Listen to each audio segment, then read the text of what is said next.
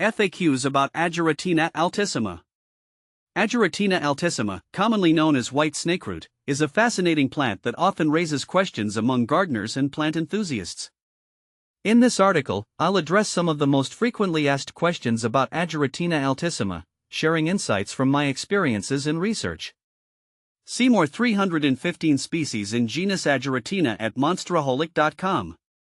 What is Ageratina altissima? Ageratina altissima is a perennial herbaceous plant native to North America. It belongs to the Asteraceae family, which includes other familiar plants like daisies and sunflowers. It typically grows in woodland areas and meadows, producing clusters of small white flowers that bloom in late summer to fall.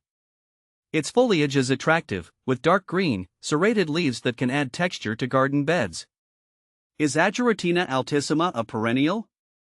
Yes, Ageratina altissima is indeed a perennial. This means it will return year after year, making it a reliable choice for adding long-lasting interest to your garden. In my own garden, I've found it to be a hardy plant that re-emerges each spring, contributing to the garden's late summer color. Is Ageratina altissima poisonous? One of the most important considerations with Ageratina altissima is its toxicity. Yes, this plant is poisonous. It contains toxins that can be harmful if ingested by humans or animals. The plant's primary toxin is trematol, which can cause symptoms such as nausea, vomiting, and even tremors if consumed. It's especially dangerous to livestock, and I always make sure to keep it away from pets and animals. How to care for Ageratina altissima? Caring for Ageratina altissima involves a few key considerations. Light requirements: it thrives in partial to full shade. I've found that it does best in areas with dappled sunlight or light shade, where it can avoid the intense afternoon sun. Soil: it prefers well-drained soil, rich in organic matter. In my garden, I ensure it gets a good layer of compost to keep the soil moist yet well-drained. Watering: regular watering is important, particularly during dry spells. However, it's crucial not to overwater, as this can lead to root rot. Pruning: light pruning in the spring can help maintain its shape and remove any dead or damaged stems. How to propagate Ageratina altissima? Propagating Ageratina altissima can be done through division or seed.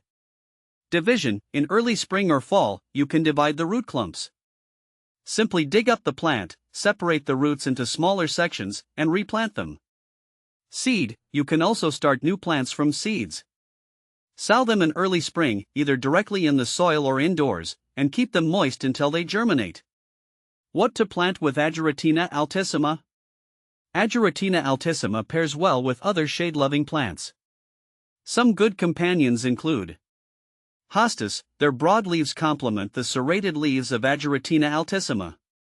Ferns: they provide a lush, green backdrop that contrasts nicely with the white blooms of the Ageratina.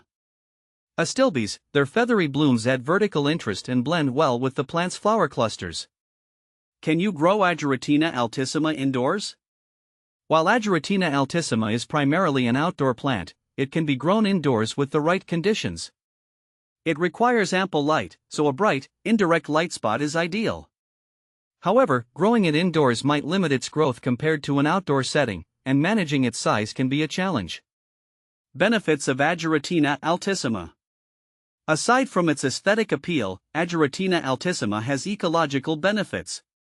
It attracts pollinators like bees and butterflies, which can help support the local ecosystem. Additionally, its dense foliage can provide ground cover and help prevent soil erosion in shaded areas. Common problems with Ageratina altissima. A few issues can arise with Ageratina altissima. Powdery mildew: this fungal disease can cause white, powdery spots on the leaves. Ensure good air circulation and avoid overhead watering to prevent this. Leaf spot: dark, sunken spots on leaves can be a sign of fungal infections. Regularly inspect the plant and remove affected leaves. Compare with other plants. When comparing Ageratina altissima with similar plants, such as the more commonly known Eupatorium rugosum, several differences stand out. Ageratina altissima generally has smaller, whiter blooms and a more aggressive spreading habit compared to Eupatorium rugosum's larger, clustered flowers. Both share the same family and some toxic properties, so caution is advised with both. Conclusion: Ageratina altissima, with its perennial nature and striking appearance, can be a valuable addition to shaded garden areas. However, its toxicity requires careful handling, especially around children and pets. By following proper care guidelines, you can enjoy its beauty while keeping it safely managed.